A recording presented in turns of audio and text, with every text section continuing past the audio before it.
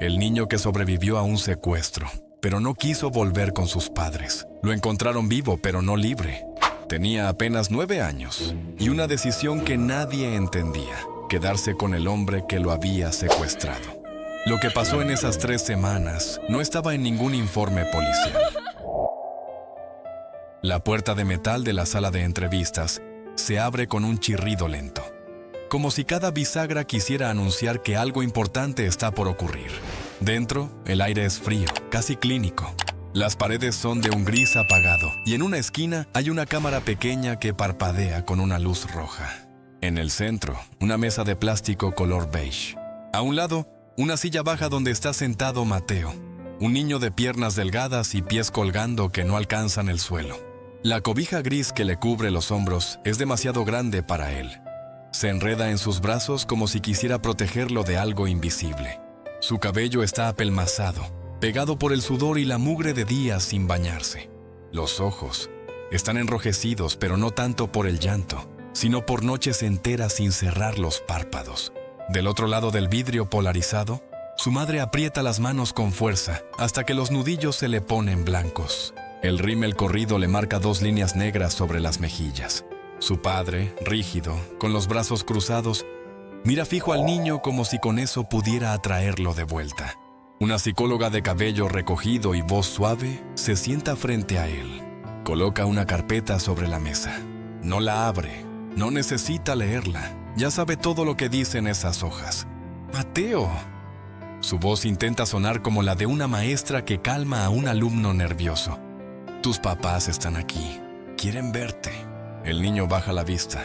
Sus dedos juegan con el borde de la cobija, retorciéndolo una y otra vez. ¿No quieres saludarlos?, insiste. Silencio. Afuera, la madre junta las manos y murmura algo, como una plegaria. El padre aprieta la mandíbula. El policía que custodia la puerta revisa el expediente una vez más, como si hubiera alguna frase que explicara este momento. Entonces Mateo levanta la cabeza. Su voz es un hilo quebrado. No me lleven con ellos.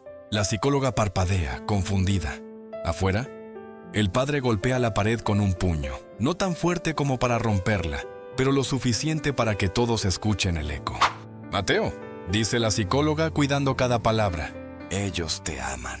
Han estado buscándote por 3 semanas. El niño niega lentamente, como si ya hubiera decidido no hablar más del tema. Y entonces lo dice. Quiero ir con Raúl. Con él estaba bien. 3 semanas antes, la ciudad estaba teñida por un atardecer anaranjado. Eran las 6:40 de la tarde y el sol se escondía detrás de edificios desgastados por la humedad. Mateo caminaba solo por la acera agrietada, cargando una mochila que parecía más pesada de lo que debería. No era por los libros. Era por el miedo que siempre lo acompañaba al volver de la escuela. Pasaba por los mismos lugares todos los días. La esquina donde 2 perros mestizos ladraban sin descanso. El lote baldío con la barda cubierta de grafitis. El viejo taller mecánico donde los hombres bebían cerveza desde antes del mediodía. Mateo sabía que debía apretar el paso cuando pasara frente a ellos. En su bolsillo, un billete arrugado que su madre le había dado para comprarse algo en la tienda. Esa tienda, con su letrero desteñido y su olor a pan dulce viejo, era un refugio breve. La señora que atendía, de cabello teñido de morado, le sonreía y le fiaba galletas cuando él no llevaba suficiente dinero. Pero ese día, la señora discutía con un proveedor y no lo vio entrar. Mateo iba a seguir su camino cuando lo notó. Un hombre de chamarra de mezclilla, recargado contra la pared, con un cigarrillo a medio apagar en la mano. Su rostro no pedía confianza ni la rechazaba. Era un rostro neutro, como si el mundo no lo viera. ¿Te gustan las canicas?, preguntó el hombre, agitando una bolsa transparente llena de canicas de vidrio que brillaban con la luz del atardecer. Mateo dudó. Su padre siempre decía que no hablara con extraños, pero aquel hombre no parecía peligroso. Su voz era grave, tranquila, sin urgencia. Tengo una que brilla en la oscuridad, continuó, inclinándose un poco. ¿Quieres verla? El niño dio un paso hacia él, y ese fue el primero de muchos pasos que ya no lo llevarían a casa. La mano de Raúl se cerró suavemente sobre el hombro de Mateo. No hubo fuerza bruta, no hubo gritos, No hubo la violencia que él esperaba de las historias que escuchaba en la televisión. Solo una voz tranquila. «Vamos, te voy a enseñar algo». Lo llevó hacia un coche viejo, un sedán color gris con la pintura desgastada. La puerta del copiloto chirrió al abrirse. Raúl lo invitó a subir, y como si se tratara de un paseo, el niño obedeció. Dentro del coche, el olor era una mezcla extraña de gasolina, madera húmeda y algo dulce, como pan recién horneado. Al principio, Mateo pensó que lo llevaría a algún lugar cercano, pero pronto la ciudad empezó a quedarse atrás. Las calles llenas de puestos y ruido se transformaron en carreteras solitarias, bordeadas por árboles que proyectaban sombras largas y retorcidas. «¿A dónde vamos?», preguntó Mateo, con una voz que no sabía si era de miedo o curiosidad. «A un sitio donde no te molestarán más», respondió Raúl sin mirarlo. No hubo más conversación durante el trayecto, solo el sonido del motor y una vieja canción en la radio, de esas que parecen pertenecer a un tiempo donde nadie tenía prisa. La casa de Raúl estaba en las afueras, escondida tras un portón oxidado y un camino de tierra. Era pequeña, con paredes de ladrillo sin pintar y un techo de lámina. En el patio, una bicicleta oxidada y una hamaca rota colgaban como recuerdos de otra vida. Raúl lo llevó adentro. La sala era oscura, iluminada apenas por la luz anaranjada que se filtraba por las cortinas gruesas. Había un sofá viejo con mantas encima, una mesa baja llena de herramientas y un televisor pequeño que parecía siempre a punto de apagarse. «Puedes dormir aquí», dijo Raúl, señalando un colchón limpio en el suelo. Había una cobija doblada encima y, junto a ella, una caja de galletas. Mateo se quedó quieto, sin saber si debía huir o quedarse. Pero esa noche, mientras escuchaba el crujido del viento golpeando las láminas, sintió algo raro. No había gritos, no había portazos, no había nadie recordándole que era una carga o que debía portarse como un hombre. Solo silencio. Los días siguientes fueron extraños. Raúl no lo trataba como un rehén. Le enseñó a preparar café, a cortar madera para el fogón, a reparar una cerradura vieja. Lo llevaba al río cercano, donde le enseñó a lanzar piedras planas y ver cómo rebotaban sobre el agua. Mateo reía, y cada vez que lo hacía, Raúl sonreía también, como si aquello fuera lo más valioso que tenía. «Aquí nadie te va a pegar», le dijo un día, mientras le acomodaba la bufanda. «Aquí puedes ser tú». Era una frase simple, pero para Mateo significaba demasiado. No había cadenas, no había candados en las puertas. A veces, Raúl incluso lo dejaba solo en la casa mientras iba al pueblo. Y Mateo no huía, porque afuera lo esperaba la vida que conocía. Padres ausentes, discusiones que no entendía, miradas cansadas que parecían culparlo de todo. Y aquí alguien lo escuchaba. El tercer día, Mateo despertó antes que Raúl. Afuera, el aire olía a tierra húmeda y a leña recién encendida. Se levantó del colchón y con pasos suaves, caminó hacia la cocina. Encontró una olla sobre la estufa y un cuaderno abierto en la mesa. Las hojas estaban llenas de letras grandes y torpes, con dibujos de figuras humanas hechas a lápiz. En la primera página había una frase escrita en mayúsculas: «No dejes que te apaguen». No sabía qué significaba exactamente, pero le gustó cómo sonaba. Raúl entró a la cocina, despeinado y bostezando. Le sirvió una taza de café a él mismo y un vaso de leche a Mateo. «Hoy vamos a ir al pueblo», anunció. «Necesito comprar pan y aceite». «¿Y si me ven?», preguntó Mateo con un dejo de nervios. «Dirán que eres mi sobrino». Nadie pregunta mucho por aquí. El pueblo era pequeño, con calles empedradas y tiendas que parecían haberse detenido en el tiempo. Raúl lo llevó a una panadería donde el olor a bollos recién horneados envolvía el aire. Compraron 2 bolsas y un dulce de guayaba que Mateo devoró en el camino de regreso. Las tardes eran lo mejor.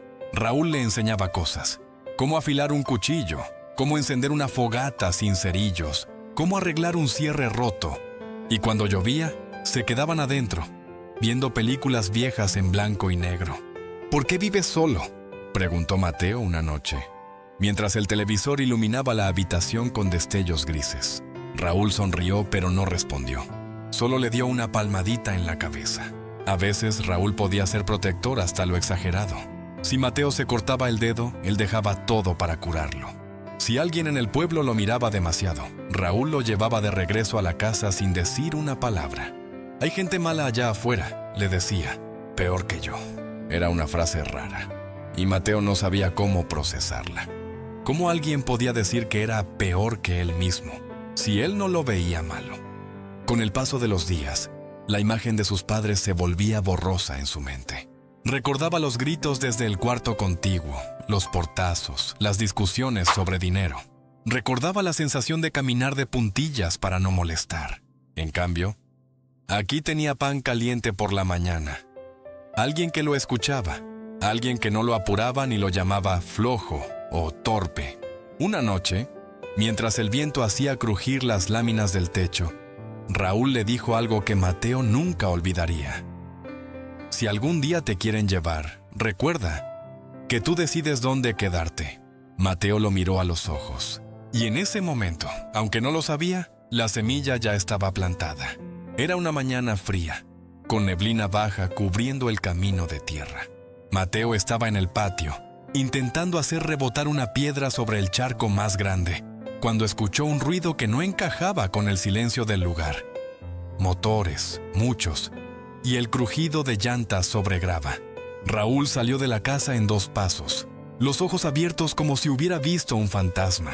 «Métete adentro», ordenó, con un tono que Mateo nunca le había escuchado. Desde la ventana, el niño vio cómo una camioneta negra se detenía frente al portón. Se bajaron 3 hombres con chalecos y armas largas. Detrás, otra camioneta traía a 2 policías uniformados y a una mujer con un abrigo rojo que corría hacia la entrada. Los agentes gritaron algo que Mateo no entendió. Raúl levantó las manos, pero no retrocedió. El aire se llenó de voces, pasos y el chasquido metálico de esposas cerrándose. Uno de los policías lo encontró junto a la ventana. «Tranquilo, campeón, ya estás a salvo», dijo extendiendo la mano. Mateo dudó. Miró hacia el patio, donde Raúl, esposado, lo observaba con una calma extraña. Y entonces pasó algo que ningún policía esperaba. Raúl sonrió. Una sonrisa tranquila, como si supiera algo que los demás no. «Recuerda». Sus labios se movieron sin sonido. «Tú decides». El traslado a la comisaría fue confuso. Entre preguntas, luces brillantes y manos que lo guiaban de un lugar a otro, Mateo apenas entendía lo que pasaba. Una mujer que decía ser psicóloga le hablaba con voz suave, diciéndole que todo estaba bien, que pronto vería a su familia. Pero en su mente, la palabra familia no traía imágenes cálidas. Traía gritos, discusiones, golpes en la mesa. Cuando finalmente entraron a la sala de entrevistas, vio a través del vidrio polarizado las siluetas de 2 personas. Una mujer de cabello desordenado y un hombre con el ceño fruncido. Sabía que eran sus padres, y supo también que no quería estar ahí. «Mateo», dijo la psicóloga, «tus papás están aquí. Quieren verte». «No», respondió él. «¿No quieres saludarlos? Quiero ir con Raúl». El silencio que siguió se sintió más pesado que cualquier grito. Esa noche, Mateo fue llevado a un albergue temporal. Un cuarto con paredes blancas, una cama de metal y una ventana pequeña con barrotes. Se quedó despierto mirando la oscuridad. Afuera, un perro ladraba. Y en algún lugar muy lejos, Mateo imaginó que Raúl también estaba despierto, quizás sonriendo. Porque aunque la policía decía que todo había terminado, para él, lo único que había terminado era la parte donde se sentía a salvo en casa. 2 semanas después del rescate, el sobre llegó sin remitente. Era de papel amarillo, gastado, con el nombre Mateo, escrito a mano, en letras grandes y torcidas. La trabajadora social lo abrió primero como protocolo. Adentro había una hoja doblada en 4. La desplegó y, tras leerla, la dejó sobre la mesa con un gesto que no supo si era de preocupación o miedo. Mateo tomó la hoja. En el centro, con tinta negra, había solo 2 frases. «No dejes que te apaguen. Cuando estés listo sabrás dónde encontrarme». No había firma, pero no hacía falta. Mateo dobló la hoja con cuidado, como si fuera un tesoro, y la escondió bajo el colchón. Esa noche, mientras todos dormían, se quedó mirando el techo, imaginando un camino de tierra, una casa de ladrillo sin pintar y una sonrisa tranquila esperándolo en la puerta. Y en lo más profundo de su mente, una certeza crecía en silencio. Algún día volvería. ¿Te gustó esta historia de Pocha Historias? Dale like, comenta tu parte favorita. Y suscríbete a Pocha Historias para descubrir más historias tan impactantes como esta. Activa la campanita que lo mejor aún está por contarse.